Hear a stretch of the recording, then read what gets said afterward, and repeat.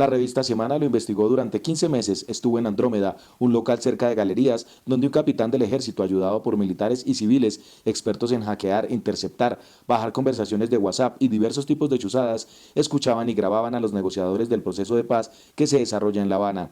Según la revista, nada quedó al azar. La empresa se constituyó como lugar de venta de comida y cursos de informática y tecnología. Se inscribió en Cámara de Comercio y operaba de la manera más normal. El único comportamiento extraño era la visita frecuente del capitán a cargo del equipo de trabajo. El ministro de Defensa apartó de sus cargos a los generales Mauricio Ricardo Zúñiga y Jorge Andrés Zuluaga mientras investigan los hechos. Algunos culpan a exmilitares de alto rango, otros a un expresidente y otros al mismo gobierno que primero habló de fuerzas oscuras y luego dijo que las fachadas de inteligencia son lícitas. En definitiva, las chuzadas que antes fueron contra opositores políticos ahora siguen a los propios negociadores del gobierno en La Habana, lo cual evidencia enemigos de la paz, desconfianza y cartas por debajo de la mesa para manipular al país. Muy buenos días, bienvenidos a Contrastes, porque la realidad tiene diferentes miradas. Este es un espacio de la Federación Colombiana de Trabajadores de la Educación para que ustedes en la tranquilidad de su hogar construyan opinión. Hoy nuestro tema, la tan nombrada chuzada, el caso Andrómeda, y con esta, por supuesto, el historial de chuzadas e interceptaciones ilegales que se han presentado en nuestro país. Solamente que este caso Andrómeda, pues, presenta un referente diferente, y es que quienes fueron chuzados fueron los negociadores del proceso de paz en La Habana, Cuba. Una cosa aún más complicada. Chuzados por algunos miembros del Ejército Nacional, y al parecer el gobierno colombiano, en cabeza del presidente Juan Manuel Santos, poco o nada lo sabía. Sin embargo, él después, un día dice que son interceptaciones ilegales, al día siguiente dice que, bueno, el tema de la fachada y demás, hay ciertos niveles de legalidad en la ilegalidad. Para hablar sobre este tema está con nosotros el analista político Jairo Libreros. Mil gracias por acompañarnos a esta hora. Omaira, muy buenas gracias. Y resulta un poco enredado el asunto, pero es que los colombianos estamos infinitamente confundidos con este caso Andrómeda, en el que se ubica un café internet en un sector de la capital de la República, donde hay un establecimiento fachada donde miembros del ejército estaban interceptando las llamadas del grupo negociador del gobierno colombiano en La Habana, Cuba, con las FARC, y no solamente a ellos, sino también a algunos líderes de la oposición. El presidente Santos inicialmente pues sataniza y rechaza de manera contundente el hecho. Sin embargo, al día siguiente dice que la ilegalidad es legal. ¿Cómo funciona esto? Yo creo que las declaraciones del presidente Santos son cantinflescas. Cantinflescas desde todo punto de vista, porque él dice saber, pero lo dice que no sabe. Inicialmente dice que son fuerzas oscuras. Sí. El tema de las fuerzas oscuras yo creo que está mandado a recoger. Esto no es la guerra de las galaxias ni nada por el estilo. Pero al otro día dice que va a tomar medidas muy fuertes para que los responsables caigan. Y no cae nadie, suspende a 2 generales. Sí. Pero al otro día dice que si bien fue ilegal, la fachada es legal. En términos generales, son salidas ridículas. El presidente Santos, por lo menos desde el punto de vista de la seguridad, tiene los temas claros. No solamente porque fue ministro de Defensa, sino porque es informado diariamente de lo que ocurre. Que le metieron un gol es diferente. Pero primero, ese tipo de actividades sí son lícitas, pero para hacerlas requieren una autorización judicial que debe ser previa. Hasta la información que tenemos existe una autorización para recoger ciertos datos, pero nunca para pinchar, interceptar o intervenir comunicaciones de personas que están ajenas al mundo del conflicto armado, como son los negociadores de paz. Allá no están haciendo la guerra, y mucho menos ciertos alcaldes, líderes de organizaciones sociales, periodistas y políticos de la oposición, que en nada están en el mundo del conflicto armado. ¿Cuál es la puerta que se abre con este caso Andrómeda? Porque es que chuzadas tuvimos durante el gobierno del expresidente Álvaro Uribe Vélez, que extrañamente el ministro de Defensa es el actual presidente. Así que esto no es un escenario que él no sepa manejar, no es nuevo. No. Las chuzadas han acompañado la vida política de los últimos años de Juan Manuel Santos, como ministro y como presidente. En este caso creo que es más grave que el tema de las chuzadas del DAS por varios motivos. De manera especial por uno, creo que esto abre las puertas de un sector militar que muchos sabemos en Colombia existe, que no está de acuerdo con el proceso de paz, que no está de acuerdo con el perfil y el talante democrático de Juan Manuel Santos, que añora las épocas de la seguridad democrática, donde la norma era violar los derechos humanos con impunidad. Un sector que no está dispuesto a entregar privilegios militares y mucho menos ver a miembros de la FARC, una vez acordada la paz, ocupando cargos públicos o haciendo con cierto nivel de libertad la política. Creo que es una puerta a uno de los temas más siniestros que tiene la historia patria, y es la de unos militares que no tuvieron la valentía de ser golpistas en el pasado, pero que hoy están dispuestos a torpedear la paz a cualquier costo. Este suceso evidencia que hay un ruido de sables ahí. No sé, los ruidos de sables yo creo que hace parte de nuestra historia, bien sea por amenazas o porque en la región hubo muchos ruidos de sables. Yo creo que desde el punto de vista genérico el concepto no alcanza tal, porque los militares, si bien algunos sectores no quieren respetar la vida democrática o el Estado de Derecho, mayoritariamente los militares sí han acatado las normas constitucionales. De pronto es un sector minoritario, no representativo, pero que hace bullo, hace daño y que puede generar una crisis institucional muy grande. Yo creo que hablar de ruidos de sables todavía no se puede, yo creo que la época no da. Quizás desde el año, no sé, 2002 fue la última intentona golpista de un civil que no tiene pues el ruido de sables, en el 97 Lino Oviedo en Paraguay, pero yo creo que en estos momentos difícilmente en América Latina es viable eso. Pero si hay una confrontación ahí entre grupos de contrainteligencia, porque es que esta información aparece básicamente filtrada por la policía, por la inteligencia de la policía, no del ejército. Yo creo que nosotros creamos una Dirección Nacional de Inteligencia que ha sido el peor fracaso en materia de seguridad de los últimos 20 a 30 años. Esa dirección que era para hacer inteligencia civil y estratégica la dirige un almirante retirado. O sea, es un ridículo, no hace contrainteligencia. Parece ser que un sector de la policía o de la central de inteligencia de la policía filtró el documento, pero el mérito lo tiene por completo Revista Semana, que creo que hace mejor contrainteligencia que la contrainteligencia de la fuerza pública. Sí. Pero evidencia que hay una disputa ahí entre estas dos fuerzas. Claro que sí, pero eso no es nuevo. Todos los servicios de inteligencia, cuando no existe una normatividad clara y precisa sobre las competencias y el reparto de funciones, terminan haciendo un ejercicio de competencia, lo cual habla muy mal de ese tipo de situaciones, pero en América Latina los países que tienen problemas en su legislación, los servicios de inteligencia compiten por obtener mejor información de los mismos temas y tomarse una mejor foto, que es el caso colombiano. ¿Qué pasó con la ley de inteligencia, es que se llama? La ley de inteligencia, yo creo que ha sido otro fracaso. Total. Sí, total, no tan estruendoso como la Dirección de Inteligencia, pero terrible. La ley de inteligencia crea unas líneas de control, unas líneas de comportamiento y un presupuesto especial para que los servidores dedicados al mundo de la inteligencia tengan seguridad y mayor alas para su trabajo. Pues resulta que eso se creó en el papel, se dice créase la comunidad, pero no se establecen funciones, los sistemas de control no están establecidos, no hay posibilidades de tener un cuerpo que tenga la capacidad de lanzar líneas estratégicas de recogida de información, no existe una unidad en materia de análisis, no existe una actividad de contrainteligencia como tal, para peor dolor. Abre unos boquetes terribles. Dice que debe existir un plan nacional de inteligencia y no ha sido posible sacarlo adelante. Crea unas comisiones de control en el Congreso y nadie quiere jalarle al tema.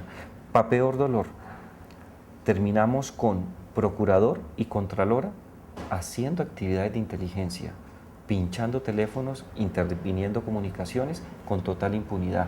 Y para peor dolor, y excúseme lo coloquial de mi afirmación, ocurre aquí otro escándalo de chuzadas y no hay ningún responsable político. Este es otro saludo a la bandera, otra de estas normas infortunadas en nuestro país que, bueno, se cumple con el tema de expedir la ley y demás, de sancionarla, de tomarse la foto, pero a la hora del té no funciona absolutamente para nada, además de un enunciado. Mira, es un saludo a la bandera por parte del Ejecutivo. Es en cierta medida afectar a la sociedad civil y a sus intereses porque el Congreso no resultó con un proyecto interesante, pero también es defraudar al Estado de Derecho por parte de la Corte Constitucional.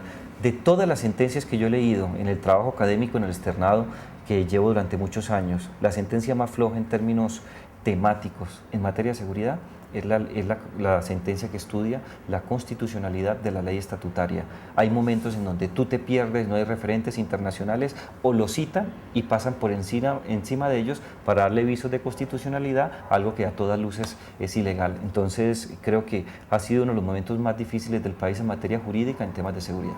Hacemos una pequeña pausa y regresamos en Contrastes. Radio Revista Encuentro. Programa institucional de PECODE. Encuentro. Sindicalismo, arte, cultura, actualidad, tecnología, pedagogía, educación. Encuentro. Las expresiones de vida con que se construye Colombia tienen un punto semanal de encuentro. Todos los sábados a las 7:30 de la mañana por Colmundo Radio.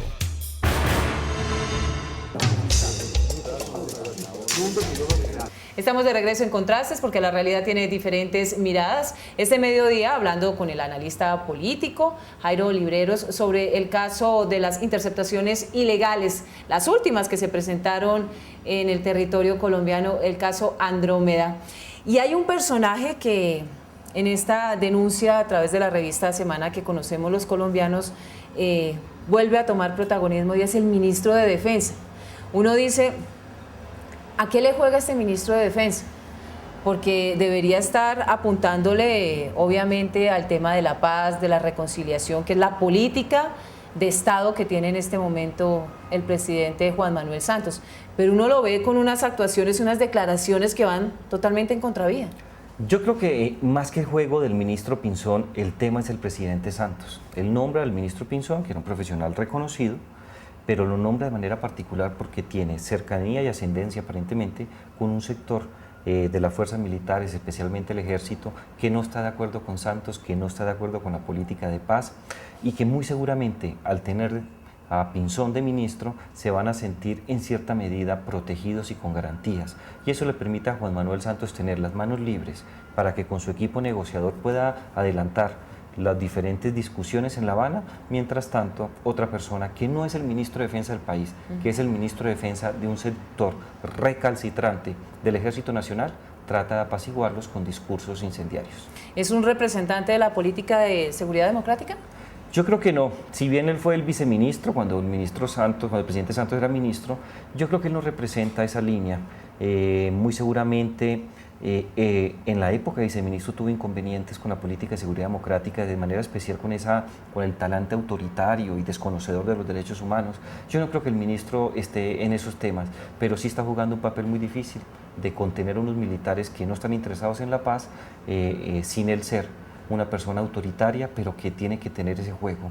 Para muchos puede ser chocante, sí, pero es la persona que tranquiliza ese sector militar y le hace juegos al presidente Santos. Sí, porque hay muchos analistas que han dicho, y líderes de opinión de este país, que han dicho que de alguna manera la cabeza que tiene que moverse en este momento es la del ministro de Defensa, porque está torpedeando este anhelo de los colombianos de la consolidación de la paz. Yo creo que él hace un discurso que es lamentable para él, como profesional y como líder del sector defensa, pero él debe tener una responsabilidad política, por ejemplo, en el tema de las chuzadas. Si tú ves lo que ocurrió esta misma semana, por ejemplo, en Londres, donde un ministro que contrató engañado, sí, y lo demostró, sí, a un inmigrante con papeles ilícitos, da un paso al costado. La reacción es completamente diferente. En Colombia uno esperaría que el ministro diera un paso al costado. Eso no quiere decir que él haya ordenado perseguir o intervenir las comunicaciones de los negociadores. Pero si hay una responsabilidad, debe tomarla por eso. Por hablar duro, por contradecir lo que pasa en La Habana, no debe asumir ninguna responsabilidad, porque en cierta medida es el títere de Casa Nariño, y en esa medida quien debe asumir la responsabilidad es el presidente Santos, no el ministro. Pero hay un mensaje ahí que ha generado mucha zozobra y por supuesto reacción por parte de los negociadores de las FARC en La Habana, Cuba, porque dicen, bueno, si esto sucede entre el ejército con los mismos aliados, que son los negociadores que están en La Habana, bueno, ¿qué sucede con el resto? No, pues terrible. El antecedente que tenemos nosotros, lamentable, que está relacionado con el caso de la UP, en donde sectores de la derecha colombiana, de la mano con militares y paramilitares, persiguieron a miembros de la UP, no solamente está latente en la historia y en la memoria de los colombianos, sino que es un referente que con estos actos para muchos se puede repetir. Es inconcebible que Aida Bella lleve en el país aproximadamente 6 meses y esté más amenazada que hace 16 años cuando estuvo fuera del país. Yo creo que para las FARC sí es una campanada de alerta y genera mucha angustia, porque si son capaces algunos militares de espiar a los negociadores, estar por encima o pretender estar por encima del presidente de la República, lo que debe pensar un líder de la guerrilla debe ser tenebroso. ¿Para qué negocio? Para llegar a ejercer mis derechos como ciudadano tan pronto cumpla con la verdad, la justicia y la reparación, para que me persigan, me chusen o me maten. Yo creo que el panorama sí es terrible.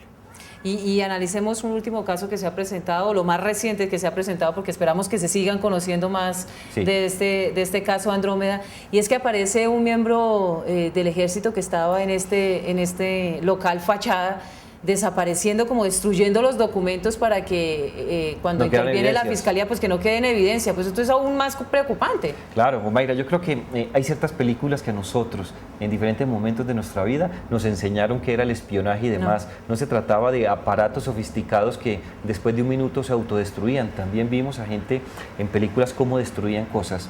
Una prueba fehaciente, y creo que le da contexto a la ilegalidad del asunto, es ver a un militar en una posición ridícula, en cierta medida, lo digo con mucho respeto, deshonrando el honor militar y el uniforme que porta, tapando lo que habían hecho, ocultando, tratando de destruir.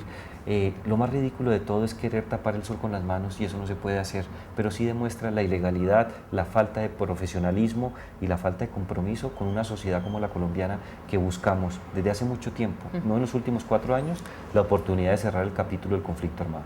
Esto ¿qué nos puede decir a los colombianos, esto de los locales fachadas, las interceptaciones? Es una cosa tan normal entonces en nuestro país, porque el presidente dice que bueno, por precaución, por prevención, por demás, pues entonces hay todo un procedimiento para convertir lo ilegal en legal. No, eso no es cierto. Ahí el presidente Santos no solamente cree que la sociedad civil colombiana y un sector de profesionales somos bobos o no tenemos la capacidad de entender lo que pasa en la vida, y creo que esa es otra bofetada a la sociedad.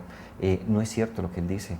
Ese tema de que unas casas fachada son legales y que nos tenemos que acostumbrar a eso no pasa en ningún país, eso pasa en los gobiernos autoritarios. Las democracias constitucionales tienen reglas y tienen procedimientos, y uno muy sencillo: los militares no están dentro de su país persiguiendo a los ciudadanos. Eso no pasa en las democracias constitucionales, eso pasa en países que tienen problemas de estabilidad política y tienen que luchar hasta con sus propias fuerzas militares para evitar que tomen decisiones autónomas.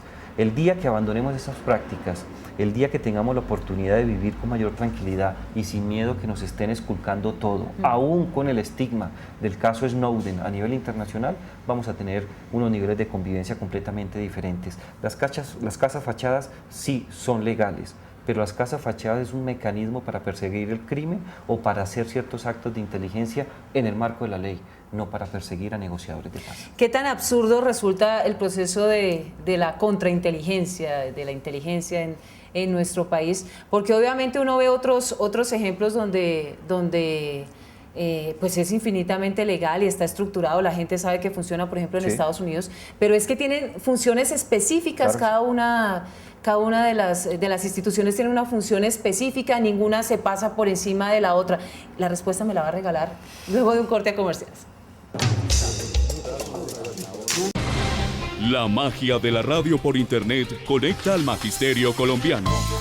Escucha nuestro programa Encuentro a través de la página www.fecode.edu.co.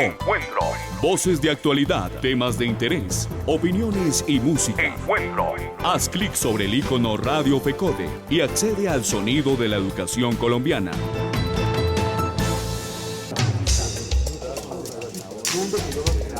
Seguimos en Contrastes analizando las consecuencias del caso Andrómeda, las interceptaciones al grupo negociador del gobierno colombiano en La Habana, Cuba. Y le hacía una pregunta antes de irnos a este corte de comerciales. La diferencia entre este proceso de inteligencia y contrainteligencia. Un ejemplo cercano, Estados Unidos y Colombia.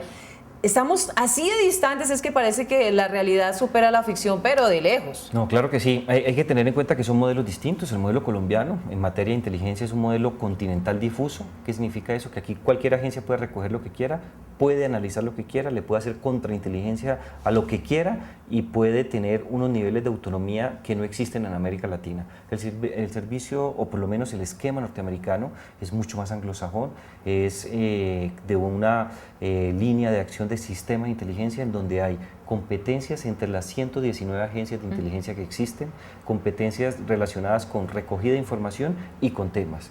Hay unas agencias que solamente pueden hacer inteligencia en el exterior en temas relacionados con ubicaciones territoriales, otras con comunicaciones. Hay otras agencias que actúan al interior, hay otra agencia que recoge información en el espacio como la NASA. O sea, todas tienen sus competencias, es predecible lo que pueda pasar, así tú no estés de acuerdo con el caso de Snowden, está en la ley Patriota, existe una legislación famosísima que es la ley de 1988 sobre servicios de inteligencia, existe una ley muy interesante que trae a colación el presidente Obama para fortalecer la lucha contra el terrorismo internacional. ¿Qué quiero decirte? En Estados Unidos existen reglas claras y precisas. Que a ti no te gusten es diferente, Sí, claro. pero sabes a lo que te atienes. En Colombia no existen reglas, no existen organismos serios a diferencia de la inteligencia de la Policía Nacional, que creo que está por encima del estándar de América Latina. De resto, yo creo que difícilmente se puede sacar algo concreto.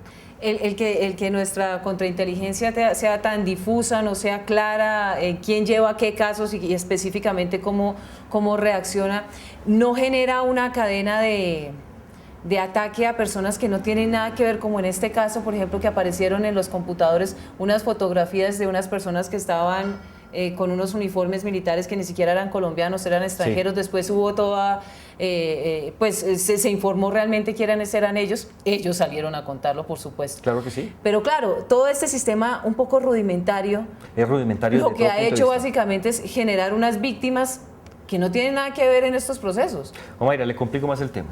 No solamente hay unas víctimas o personas que sin estar involucradas en actos ilícitos terminan afectadas, pero también hay un desgaste porque el Estado destina unos recursos, un tiempo y unas operaciones para que diferentes agencias hagan lo mismo y todas se queden calladas. Algo mucho peor, no existe una institucionalidad que me permita hacer un control previo, un control de planeación, un control disciplinario y un control fiscal. En esa medida que tenemos un sistema rudimentario donde todos terminan pinchándose a todos terminan manejando el mismo lenguaje, burlándose ellos mismos de la sociedad civil y nosotros sin darnos cuenta. ¿Cuánto le cuesta eso al país? Eso tiene mucho dinero. No hay unas partidas claramente definidas sobre ese particular, existe una reserva especial, pero en gastos reservados yo creo que estamos hablando de cifras astronómicas, ¿no? De más de 5.000 millones de pesos en operaciones que muy seguramente, si estuvieran definidas las competencias, no tuvieran los costos y mucho menos el desgaste presupuestal. Lo invito a usted, a nuestros televidentes, a ver y escuchar nuestro editorial. El mundo del espionaje ha hecho caer presidentes como a Richard Nixon, cuestionar profundamente comportamientos como el de Obama y la Agencia de Seguridad Nacional al espiar a Brasil, Alemania y Francia, entre otros países, para anticiparse a sus movimientos y detectar jugadas en contra del imperio. En Colombia, el anterior gobierno enfrentó fuertes escándalos por seguir las comunicaciones de periodistas, críticos, senadores de izquierda, defensores de derechos humanos y de esta manera controlar las decisiones. Ahora la galaxia es mucho más grande.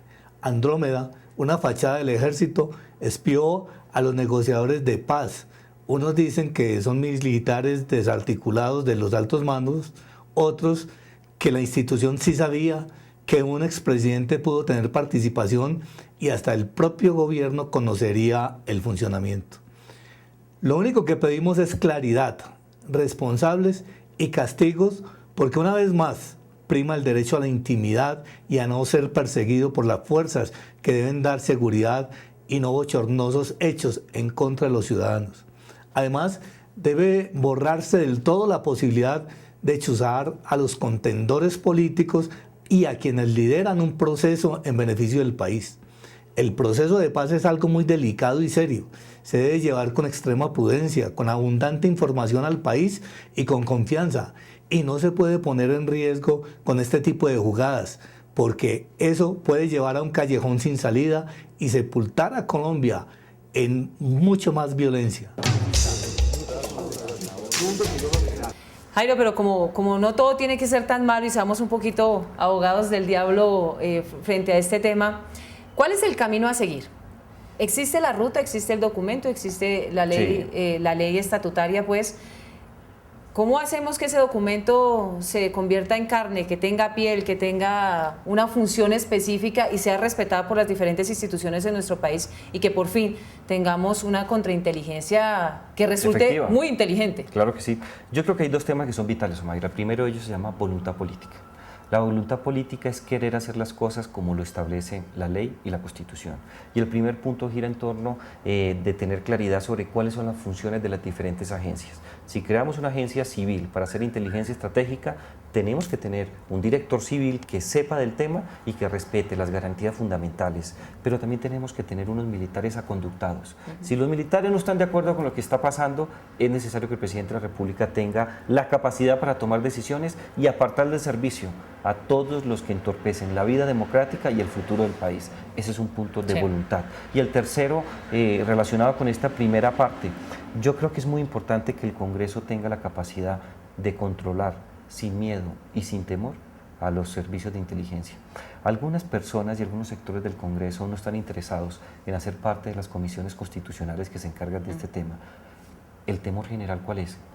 Que si reciben información sensible se conviertan en objetivos de espionaje, de persecución política, o que con la información que ellos tengan los pretendan chantajear desde los propios servicios de inteligencia, especialmente los sectores que no son democráticos. Ahí tenemos un tema de voluntad política y en segundo lugar, en el corto plazo es un tema de educación. Nosotros no hemos alcanzado unos niveles que nos permitan tener confianza en las personas que están involucradas en estos temas. Es necesario desmilitarizar por completo la actividad de inteligencia. Tenemos que tener una sola autoridad que se encargue de la conducción civil, pero por personas y expertos que los hay en Colombia, pero que lamentablemente no están involucrados directamente en este tema por un motivo sencillo: temen las represalias de sectores retardatarios. Yo creo que el tema de la educación en materia de seguridad e inteligencia estratégica es un camino que nos permitiría aconductar los servicios de inteligencia a la democracia constitucional. ¿El problema era o no era el DAS? El problema no era el DAS, el problema es el tomador de decisiones. En el caso del DAS, el problema era Álvaro Uribe Vélez. En el caso que estamos viendo en estos momentos, creo que el problema puede ser un sector de la ultraderecha que está por fuera del ordenamiento legal y que pretende utilizar recursos del Estado colombiano en su beneficio, es decir, en mantener los privilegios que durante muchos años han gozado a costillas de la sociedad civil. Jairo, ¿el presidente le está jugando a todos los frentes a quedar bien con todos, aunque la ciudadanía esté leyendo su discurso a profundidad y eso pues por supuesto generará consecuencias? Claro que sí. Yo creo que el presidente Juan Manuel Santos es un demócrata, a diferencia de lo que era Álvaro Uribe Vélez. Yo creo que el presidente Juan Manuel Santos tiene claridad sobre muchos temas y sobre su agenda, pero también es un hombre pragmático que sabe que si no logra entregar un nivel de tranquilidad a diferentes sectores, tiene en juego el proceso de paz, su reelección y el futuro político de una generación muy importante. En esa medida creo que él pierde un espacio político muy importante que se traduce en el 30% de votos en blanco y en el 30% de gente que no sabe por quién va a votar. Sí. Pero sin lugar a dudas, el mensaje claro y preciso no le llega a toda la sociedad. Pero yo estoy tranquilo porque en medio de la crisis que existe, Juan Manuel Santos ha demostrado que es un demócrata y en los momentos más difíciles y más complicados va a tomar decisiones que se ajusten a la legalidad y que no estén por encima de la ley. Pero en este momento crucial del país, ¿puede el presidente darse ese lujo de tratar de quedar bien con todos los agentes, los protagonistas de la información? Un día digo sí, el otro no, pero es que ese no queda claro ni queda suficientemente argumentado y la gente se da cuenta qué es lo que está pasando ahí. Yo creo que ese es un problema de malos asesores. Juan Manuel Santos creo que tiene dos debilidades muy grandes. Una, que no sabe comunicar los éxitos o por lo menos las intenciones de sus políticas públicas. Y resulta ser irónico porque es un periodista de una familia de periodistas de la casa editorial más importante en términos históricos del país. Y en segundo lugar, yo creo que tiene muy malos asesores en materia de seguridad. Asesores que no son conscientes de los problemas en que meten al presidente y a sus ministros por falta de una claridad en materia informativa y por decir la verdad. Ese es un tema que termina siendo manejado por asesores que en medio de la presión el presidente de la República, como pasa en cualquier país, termina por atender lo que ellos quieren. En cierta medida creo que uno de los pecados de Juan Manuel Santos es estar desconectado con la realidad y mientras no tenga asesores que le colaboren en ese proceso, difícilmente va a entrar en un discurso que sea más eficiente y más garantista. Jairo, mil gracias por acompañarnos a esta hora y como siempre lo hacemos con los temas que tratamos en Contrastes, ayudar un poco a los televidentes a que tengan una visión completamente diferente, porque la construcción de la opinión se da en eso, en comparar diferentes argumentos y opiniones. Nuevamente, mil gracias y por supuesto bienvenidos siempre a Contrastes. Nos reencontramos el próximo domingo de 12 a 12:30 del mediodía en Contrastes, porque la realidad tiene diferentes miradas. Feliz resto de día. Salud.